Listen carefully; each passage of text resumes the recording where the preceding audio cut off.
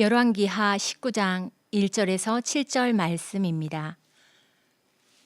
히스기야 왕이 듣고 그 옷을 찢고 굵은 배를 두르고 여호와의 전에 들어가서 왕궁의 책임자인 엘리야긴과 서기관 셈나와 제사장 중 장로들에게 굵은 배를 둘러서 아모스의 아들 선지자 이사야에게로 보내매 그들이 이사야에게 이르되 히스기야의 말씀이 오늘은 환난과 징벌과 모욕의 날이라 아이를 낳을 때가 되었으나 해산할 힘이 없도다.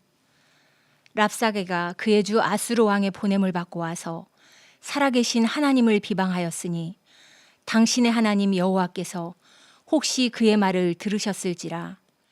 당신의 하나님 여호와께서 그 들으신 말 때문에 꾸짖으실 듯하니 당신은 이 남아있는 자들을 위하여 기도하소서 하더이다 하니라.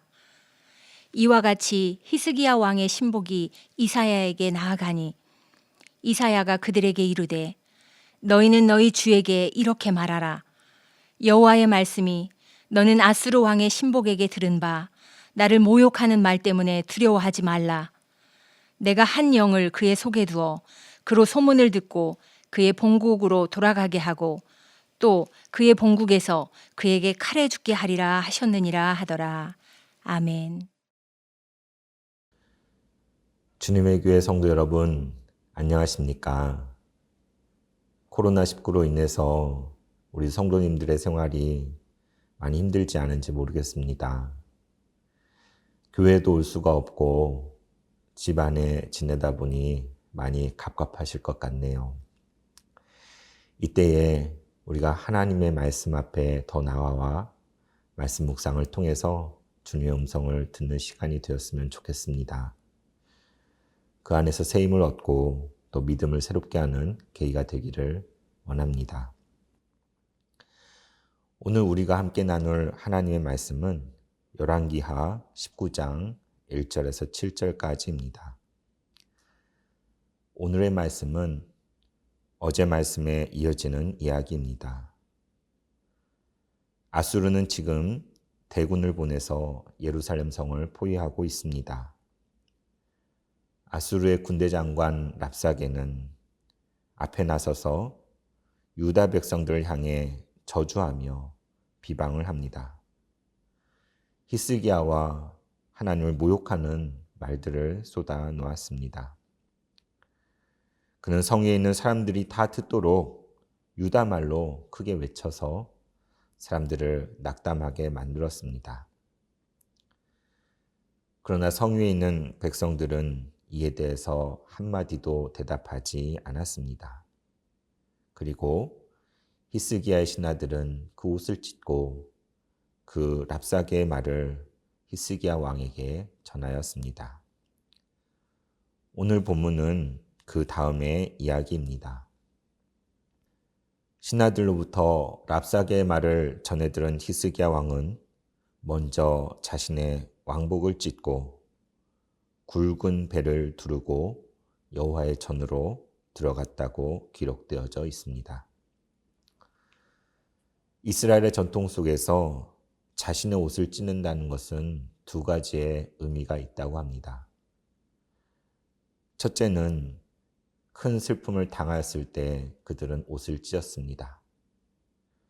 그리고 다음으로는 자신의 죄를 통회하고 용서를 빌 때에 그 옷을 찢었다고 합니다.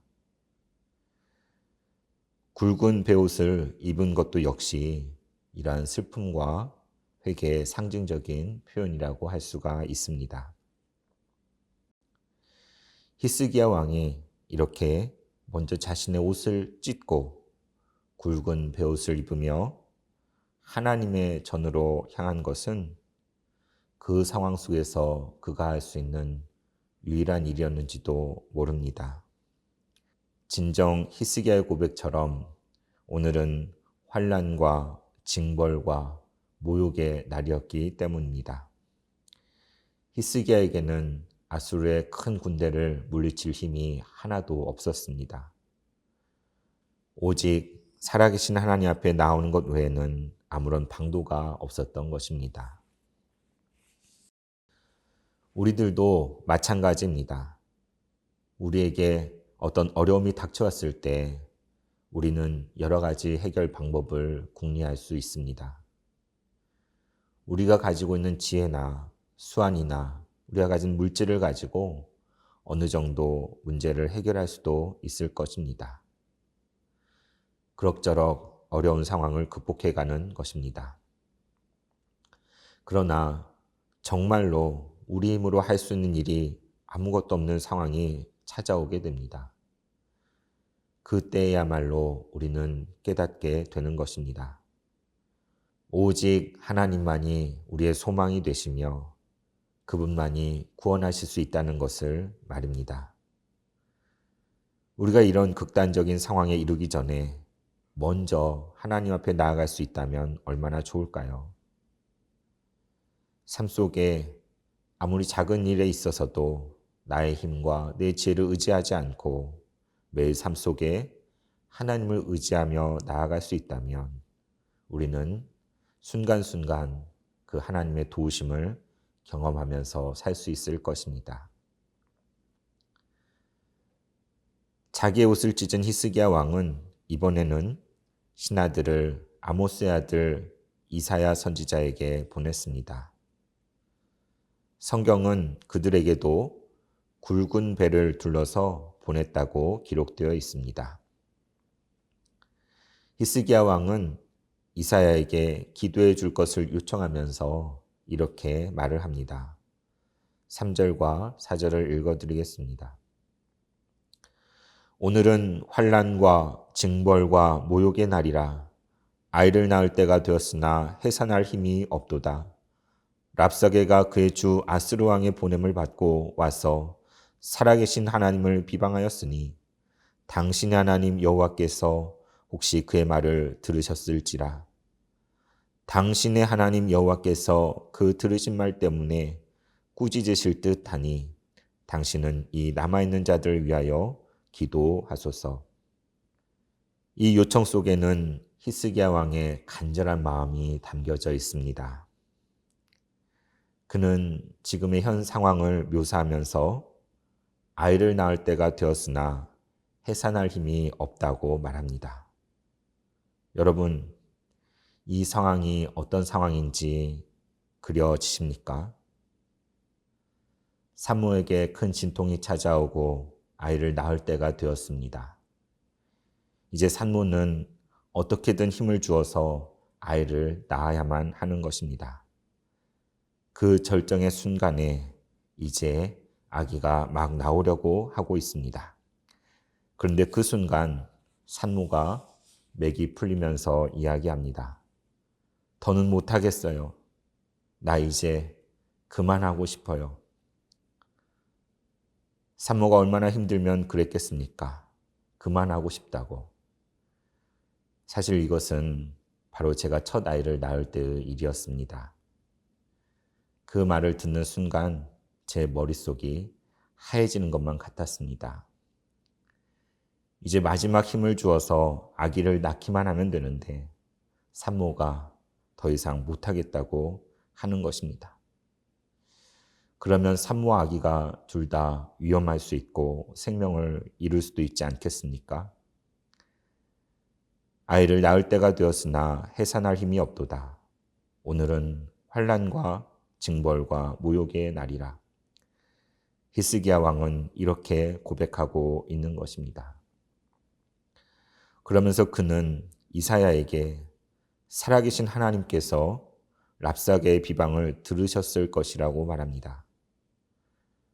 하나님께서 그 들으신 말 때문에 꾸짖으실 듯하니 이제 이 남아있는 자들을 위해 기도해달라고 호소하고 있습니다.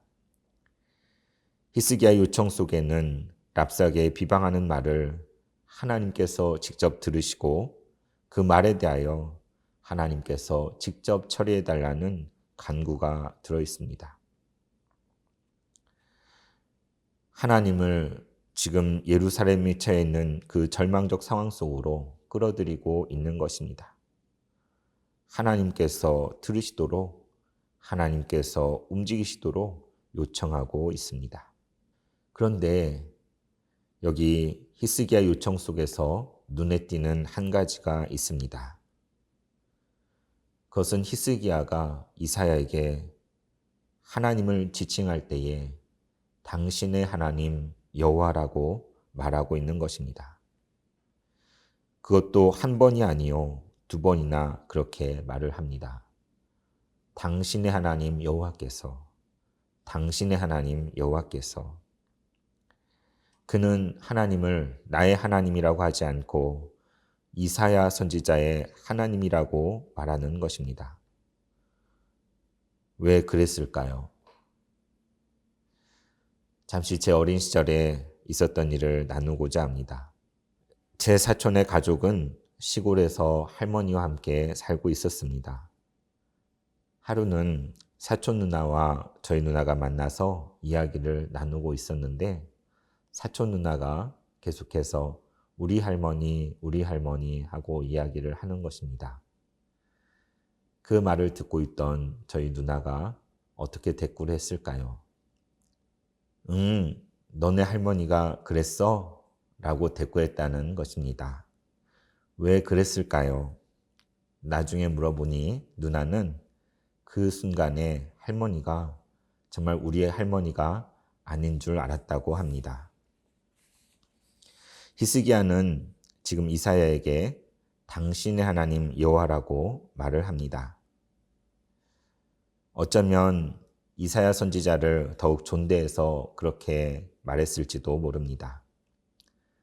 아니면 히스기야 왕이 하나님과 어떤 거리감을 느꼈고 그분을 두렵게 여겼기 때문에 그렇게 말했는지도 모르겠습니다. 어쨌든 히스기야는 선지자에게 하나님의 뜻을 묻는 그 전통을 따르고 있습니다. 그는 지금 하나님께 나아가 직접 기도하지 않고 이사야를 통해서 하나님께 기도를 부탁합니다. 아마도 이것은 히스기야가 생각할 수 있는 최선의 방법이었는지도 모르겠습니다. 이처럼 옛적에는 하나님께 간구하고 하나님의 뜻을 왕에게, 백성에게 전달해주는 선지자가 필요했습니다. 그러나 이제는 주 예수 그리스도께서 이 땅에 오셨습니다.